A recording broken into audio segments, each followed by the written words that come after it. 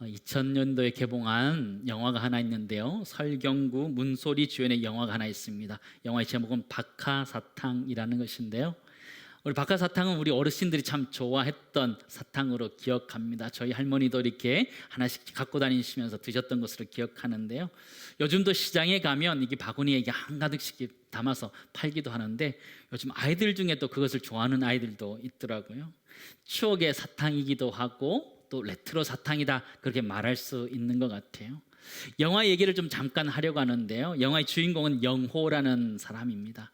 이 영호의 첫사랑이 수님과 소풍을 가게 되는데 거기서 박하사탕을 선물로 받게 됩니다.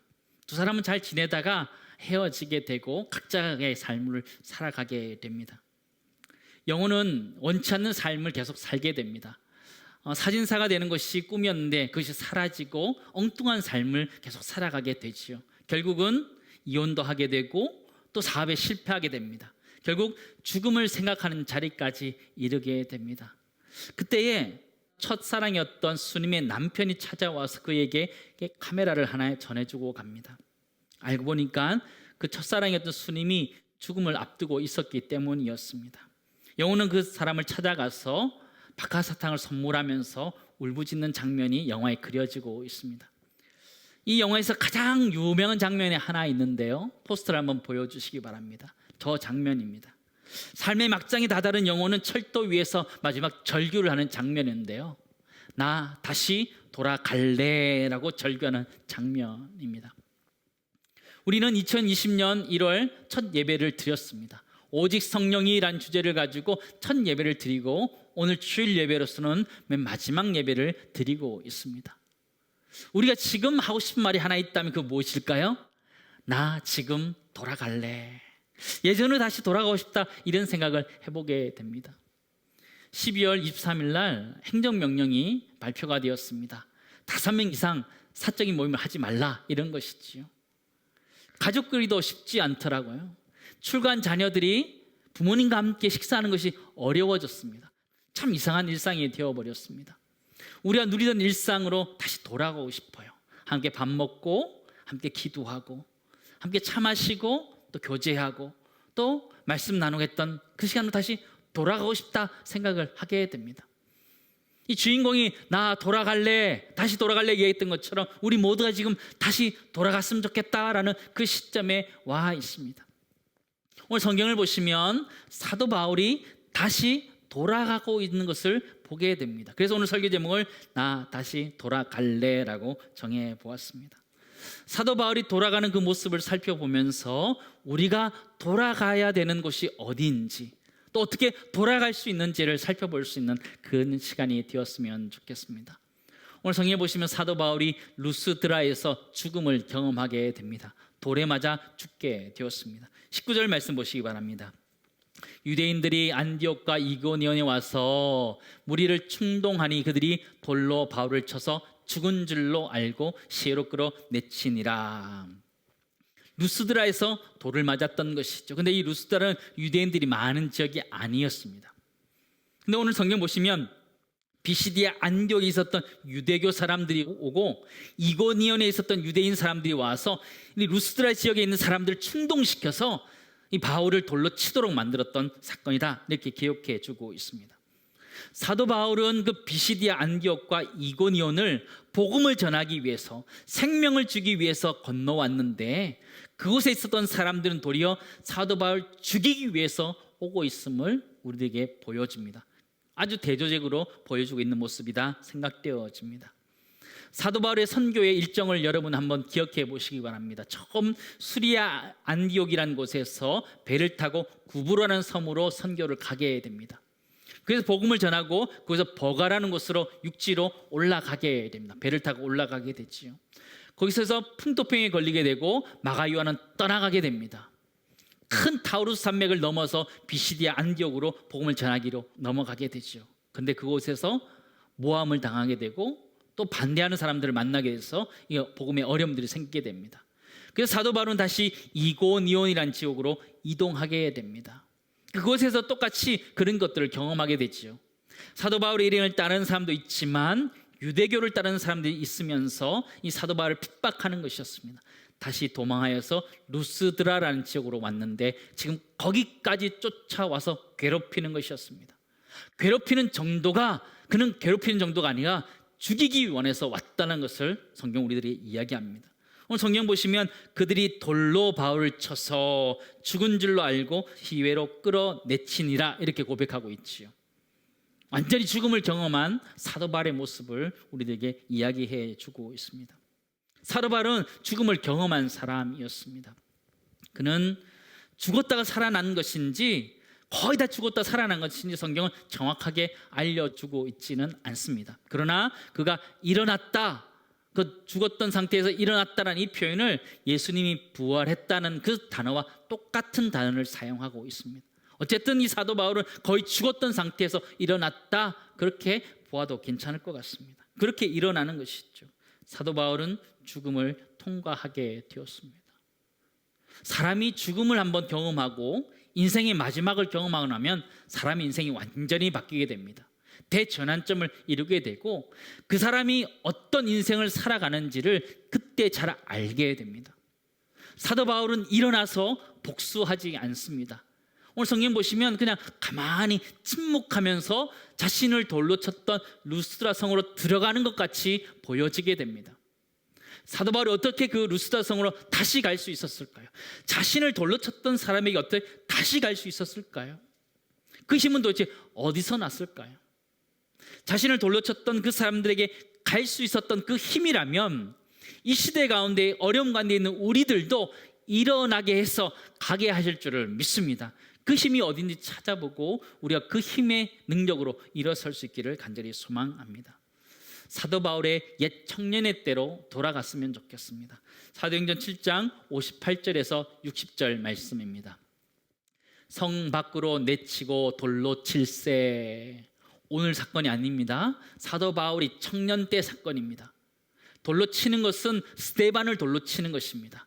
증인들이 옷을 벗어 사울이라는 청년의 발 앞에 두니라. 그들이 돌로 누굴 쳤다 그래요? 스데반을 치니 스데반이 부르짖어 이르되 주 예수여 내 영혼을 받으시옵소서 하고 무릎을 꿇고 크게 불러 이르되 주여 이 죄를 그들에게 돌리지 마옵소서 이 말을 하고 자니라. 그렇죠.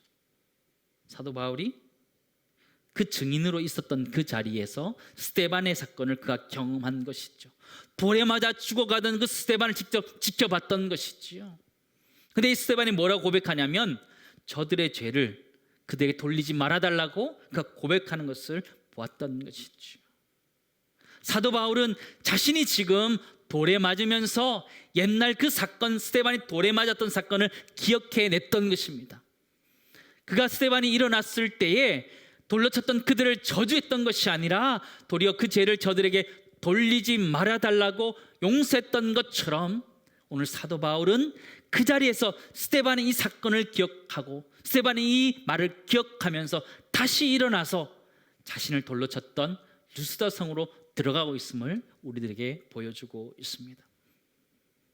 사도 바울이 이 죽음에서 일어날 수 있는 힘은 바로 스데반이 돌에 맞았을 때에도 그를 용서해 주었던 그 용서의 힘에서 근원되었다는 것을 우리는 보게 되죠. 스데반의 그 용서 순교는 어디에 기인하고 있습니까? 그것은 바로 예수 그리스도의 십자가의 사건에 기인하고 있습니다. 예수님이 십자가상에서 우리를 용서해 주셨던 그 사랑 때문에 스데반이 순교할 수 있었고 그 자리에서 용서할 수 있었던 것처럼 사도 바울은 지금 들어간 사람들을 용서해 주고 일어서서 다시 루스드라 성으로 들어가고 있음을 우리에게 보여주고 있습니다. 우리 인생 가운데 우리에게 돌을 던지는 사람들이 참 많이 있습니다. 피투성이가 된 채 사도 바울처럼 처해 있을 때가 참 많이 있습니다. 그러나 우리는 그곳에서 다시 일어날 수 있습니다. 그 이유는 예수 그리스도의 십자가의 능력이 우리와 함께 하시기 때문인 것이죠. 첫 번째 나누기 원하는 것은 이것입니다. 우리는 예수의 십자가 능력 때문에 다시 돌아갈 수 있다는 거예요. 다시 일어날 수 있고 다시 그들에게 갈 수 있다라고 우리에게 가르쳐 주는 것이죠. 우리 인생 가운데 때로는 힘들고 어려움들이 있을 때 우리가 예수 그리스도의 십자가를 묵상하면서 그의 고난당하심을 묵상할 때 우리 안의 고통들이 깨끗하게 사라진 걸 경험하게 되는데 그런 은혜가 온 교회 가운데 있기를 간절히 소망합니다.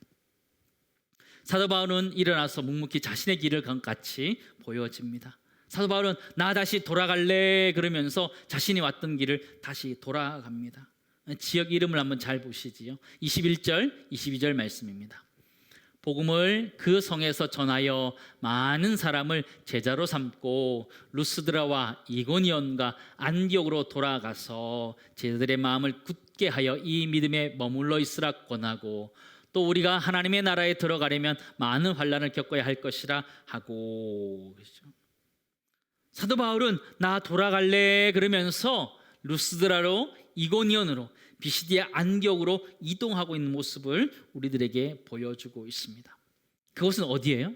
사도 바울이 핍박을 당했던 곳이에요. 자기 아픔이 있었던 곳이고 상처가 있었던 곳으로 다시 가고 있음을 보게 되지요. 그곳은 또한 복음을 전했던 장소였다는 것을 우리는 잘 알고 있습니다. 한번 상상해 보시기 바랍니다. 사도 바울은 피투성이가 된 자신을 다 추스리고 루스다 성으로 들어갔을 때 사람들이 아마 깜짝 놀랐을 것입니다. 죽었다고 생각했던 그 사람이 일어나서 다시 그들에게 복음을 전하는 것이었습니다. 이고니온에서도 마찬가지고 비시디아 안디옥에서 다시 복음을 전하고 그들을 권면합니다. 바울이 죽었다는 것 때문에 상심했던 사람들이 바울이 살아난 것 때문에 다시 일어나서 복음을 붙들고 있는 그 장면을 우리는 보게 되지요. 예수님이 일어나셔서 예수님 부활하셔서 제자들에게 나타나셔서 그들에게 보이시면서 그들을 격려하셨던 것처럼 사도 바울은 다시 그 지역 사람들을 일으켜 세우고 있는 모습을 우리들에게 보여주고 있습니다. 피투성이가 된 사도 바울, 그는 어떻게 그렇게 할 수 있었을까요? 갈라디아서 6장 17절 말씀 보시기 바랍니다. 이후로는 누구든지 나를 괴롭게 하지 말라. 내가 내 몸에 무엇을 지녔다 그래요? 예수의 흔적을 지니고 있노라. 그렇죠. 사도 바울은 온몸에 돌로 찢겨진 상처가 가득가득했던 사람입니다. 몸이 만신창이가 되었다라고 할 만큼 그렇게 되었던 사람이었습니다. 그러나 그는 자신의 몸에 상처가 되었다 이렇게 얘기하지 않고 예수의 흔적이 있다 이렇게 표현해 주고 있는 것이죠. 우리는 인생을 살아가면서 수많은 상처를 받으면서 살아가고 있습니다. 육신의 질고 아픔들을 가지고 살아가기도 하고 마음의 상처를 가지고 살아가기도 합니다. 여러 사람의 말 때문에 상처를 받아서 돌에 찢긴 것처럼 상처가 나서 그렇게 살아가기도 합니다. 그러나 그 상처가 예수의 흔적이 될 수 있다라고 얘기하는 것이죠. 그냥 몸의 흔적으로 가지고 상처로서 살아가는 사람이 있는가 하면 그 상처가 성화되어서 예수의 흔적으로 살아갈 수 있는 사람이 있다라는 것이죠. 우리가 연약할 때에 나에게 상처가 있을 때 그걸 가지고 예수 그리스도 앞에 엎드려 기도하면 하나님께서 우리를 치유하셔서 우리가 상처로 남는 것이 아니라 그것이 예수의 흔적이 되는 줄을 믿습니다. 그 예수의 흔적을 가지고 살아갈 때 우리는 다시 돌아갈 수 있는 것이, 나에게 상처 줬던 사람에게 다시 돌아갈 수 있고 다시 말할 수 있고 다시 교제할 수 있다는 것이지요. 사도 바울은 상처를 받았을 때에 사실 고향으로 돌아가고 싶지 않을까요? 그러나 고향으로 돌아가지 않습니다. 도리어 멀리 돌아서 자신이 왔던 곳으로 돌아가고 있는 모습을 우리에게 보여줍니다. 지도를 한번 보여주시죠. 가운데 아래쪽에 더베라는 지역이 있습니다. 더베라는 지역에서 있었던 사건을 지금 기록하고 있는데요. 사실 빨간색 화살표를 따라가면 오른쪽에 다소라는 곳이 있습니다. 거기 사도 바울이 자랐던 곳이지요. 거기서 수리아 안디옥을 가면 금방 가버려요. 근데 사도 바울은 그렇게 가지 않아요. 파란색 화살표 있죠? 더베에서 루스드라로, 위로 이고니온으로, 옆으로 안디옥으로, 다시 밑으로 아탈리아로, 다시 수리아의 안디옥으로 배를 타고 가고 있는 모습을 보게 되죠. 빨리 가려고 하지 않고 돌아서 가고 있는 모습을 보게 됩니다. 나 다시 돌아갈래 그러면서 다시 돌아가고 있는 모습을 보게 되죠. 사도 바울이 정말 그곳을 가고 싶었을까요? 그러지는 않았을 것 같아요. 자기가 가고 싶은 곳은 아니었지만 주님이 맡겨주신 곳이기 때문에 다시 가고 있는 사도 바울의 모습을 우리는 발견하게 됩니다. 우리도 사실 가고 싶지 않은 곳이 있고 만나고 싶지 않은 사람이 있고 또 우리가 괴롭혔던 직장 가고 싶지 않고 나를 힘들게 했던 그 자리, 나를 힘들게 했던 그 직업으로 다시 가고 싶지 않습니다. 그러나 복음을 위해서는 다시 그 자리로 가야 됨을 사도 바울은 우리들에게 다시 이야기해 주는 것이죠. 사도 바울은 자신이 원하는 자리가 아니라 주님이 원하는 자리로 다시 가고 있음을 우리들에게 이야기해 주는 것이죠. 비록 그 자리가 고난의 자리일지라도 나 다시 돌아갈래 그러면서 고난의 자리로 가고 있는 모습을 우리들에게 보여줍니다. 예수님도 그러셨지요. 십자가를 지시기 전에 겟세마네 동산에서 아버지여 나의 원대로 마옵시고 아버지의 원대로 되기를 원하나이다 그렇게 고백했던 것처럼 그 길을 걸어가는 것이죠. 우리 인생이 그렇다라는 것이죠. 때로는 내가 원하는 길이 아닐 때 그 길을 걸어가게 될 때가 있어. 그러나 복음을 위해서라면 그 길을 걸어가야 된다 우리에게 말씀하는 것이죠. 두 번째 나누기 원하는 것은요, 우리가 원하는 것이 아니라 주님이 원하시는 곳으로 다시 돌아가야 되는 것이 우리 인생이라는 것을 우리에게 잘 이야기합니다. 사도 바울은 힘들고 어렵지만 그 육신의 많은 아픔들을 짊어지고 다시 돌고 돌아서 다시 가고 있는 모습을 우리에게 보여줍니다. 그 아픈 몸을 이끌고 만나는 사람들마다 위로합니다. 22절 23절 말씀입니다. 제자들의 마음을 굳게 하여 이 믿음에 머물러 있으라 권하고 또 우리가 하나님의 나라에 들어가려면 많은 환난을 겪어야 할 것이라 하고 각 교회에서 장로들을 택하여 금식 기도하며 그들이 믿는 주께 그들을 위탁하고. 누가 누구를 위로해야 될까요? 온통 상처뿐인 사도 바울이 위로를 받아야 되지만 도리어 그들을 위로하면서 가고 있는 모습을 보게 되죠. 결국 그가 출발했던 수리 안디옥으로 돌아옵니다. 26절 말씀입니다. 같이 읽도록 하겠습니다. 거기서 배 타고 안디옥에 이르니 이곳은 두 사도가 이룬 그 일을 위하여 전에 하나님의 은혜에 부탁하던 곳이라. 어디로 돌아왔다 그래요? 안디옥으로 다시 돌아왔다. 수리 안디옥 돌아왔다. 수리 안디옥을 표현할 때 하나님의 은혜가 부탁한 곳에 왔다. 하나님의 은혜께 부탁한 그곳에 왔다 이렇게 표현해 주고 있는 것이죠. 부탁하다 이 단어는요 헬라어로 파라디도미라는 단어인데요, 파라라는 건 보내다 이런 것이죠. 주다 이런 뜻을 갖고 있어요.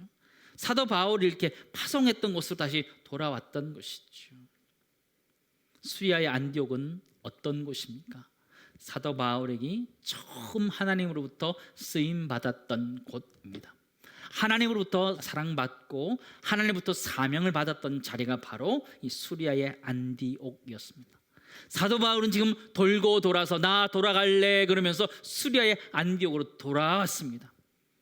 우리가 돌아가야 될 자리는 어디일까요? 우리가 돌아가야 될 자리도 바로 수리아의 안디옥입니다. 우리는 하나님 나에게 은혜를 주셨던 그 첫 번째 자리로 다시 돌아가야 됩니다. 내가 하나님의 처음 사랑을 경험했던 그 자리로 다시 돌아가야 되고 하나님 나에게 은혜를 주셨던 그 은혜의 자리를 다시 회복해야 된다는 것이에요. 사도 바울이 나 돌아갈래 말하면서 수리아의 안디옥에 도착했던 것처럼 우리가 하나님을 처음 사랑했던 그 자리로 하나님께 받았던 그 은혜의 자리로 돌아갈 수 있는 내가 우리 모두에게 있기를 간절히 소망합니다. 우리는 그 자리를 회복해야 돼요. 그 자리에 가면 우리가 회복하게 되는 거예요. 하나님 우리 치유하신 것들 경험하는 거예요. 사도 바울의 모습을 한번 보시기 바랍니다. 27절 28절 말씀입니다. 그들이 이르러 교회를 모아 하나님이 함께 행하신 모든 일과 이방인들에게 믿음의 문을 여신 것을 보고하고 함께 있습니다. 제자들과 함께 오래 있으니라. 수리 안디옥에서 제자들을 불러 모으고 하나님이 하신 일들을 이야기하게 됩니다. 사도 바울은 지금 하나님이 하신 일을 고백할 때 그가 회복되고 있음을 이야기하는 거예요. 내가 위대한 역사를 이루었다 그렇게 이야기하는 것이 아니라는 거예요. 하나님이 이방의 문을 여셨다는 고백할 때에 그 마음에 하나님이 위로를 주셨고 축복을 주신 줄을 믿습니다. 그가 청지기로서 그 일을 감당했던 것을 고백하면서 하나님이 일하심을 고백할 때에 그가 위로를 받았던 것처럼 올 한 해 여러분 어떤 힘으로 사셨습니까? 내가 2020년을 살아냈다 고백하십니까? 위로가 되지 않습니다. 그러나 하나님이 나를 여기까지 오게 하셨다라고 고백할 때에 하나님 위로하심이 우리에게 임하는 거예요. 착하고 충성된 종아, 내가 작은 일에 충성하였기 때문에 내가 더 많은 것들로 바뀐다라고 말하는 것처럼 주님 우리를 칭찬하시는 것이죠. 우리가 하나님이 하나님 되셔서 우리를 인도하심을 고백할 수 있기를 간절히 소망합니다. 그럴 때 우리가 위로를 받을 수 있어요. 저는 28절 말씀 보면서 큰 위로가 되었는데요, 이 사도 바울이 제자들과 함께 오래 있으니라 이렇게 표현해요. 어떤 일들이 일어났을 것 같아요? 사도 바울은 제자들과 오래 있으면서요, 자신의 아픔들이 다 씻겨갔던 거예요. 다 씻겨갔던 거예요. 돌에 맞아서 찢겼던 것들 뿐만 아니라 사람들로부터 받았던 모함과 시기와 질투와 반대했던 것들이 다 사라지는 그런 시간을 가졌음을 우리는 보게 되죠. 사도 바울이 결국 돌아서 가야 되는 자리가 어디였냐면 제자의 공동체 그 속으로 들어가야 됐다는 것이죠. 2020년 우리가 살아왔는데 우리가 어디에서 위로를 받을 수 있느냐? 제자 공동체 안에서 위로를 받을 수 있다는 거예요. 신앙의 공동체 안에서 위로를 받을 수 있다는 것이고, 결국은 하나님 안에서 위로를 받을 수 있다는 것을 성경 우리들에게 가르쳐주고 있습니다. 사랑하는 성도 여러분, 우리는 다시 돌아가야 됩니다. 우린 다시 지친 상태에서 제자 공동체로 돌아가야 되고 하나님 아버지께로 돌아가야 됩니다. 돌아갈 때 하나님 우리를 깨끗하게 치유해 주신 걸 경험하게 되지요. 누가복음 15장에 보면 탕자의 비유가 나옵니다. 우리 잘 아는 말씀이잖아요. 탕자가 그 고생하다가 다시 아버지께로 돌아갑니다. 누가복음 15장 17절 20절 말씀인데요, 이에 스스로 돌이켜 이르되 내 아버지에게는 양식이 풍족한 품꾼이 얼마나 많은가, 나는 여기서 줄여 죽는구나. 이에 일어나서 어떻게 한다 그래요? 아버지께로 돌아가니라. 아직도 거리가 먼데 아버지가 그를 보고 측은히 여겨 달려가 목을 안고 입을 맞췄다, 이렇게 표현한 거지. 그가 고생했지만 아버지께로 돌아왔을 때에 그가 위로함을 얻었던 것처럼 우리를 위로하실 줄을 믿습니다. 우리는 단순히 우리의 삶이 리셋되었으면, 다시 돌아갔으면 좋겠다 생각하지요.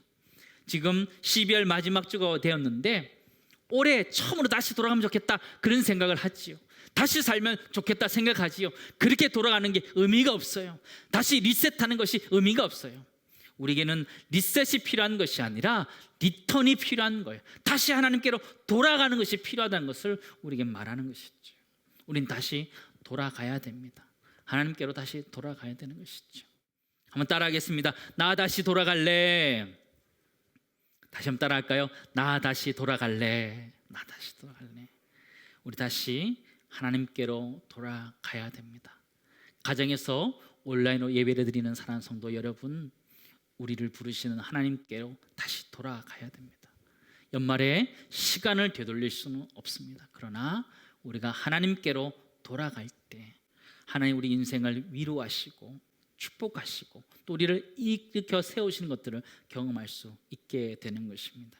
마지막 세 번째 나누기 원하는 것은요, 우리를 치유케 하시는 하나님께로 다시 돌아가야 한다라는 것입니다. 우리는 1년을 살아가면서 수많은 상처를 가지고 살아갑니다.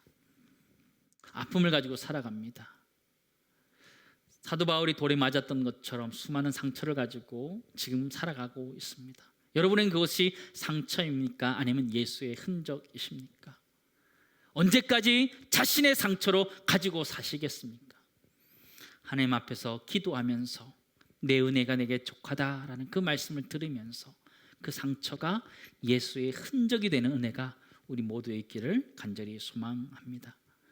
상처들을 그만 아파하시고 하나님 앞에 내어놓음으로 인하여 예수의 흔적으로 말미암아 다시 한번 일어설 수 있는 은혜가, 다시 하나님께로 돌아갈 수 있는 은혜가 우리 모두에 있기를 간절히 소망합니다.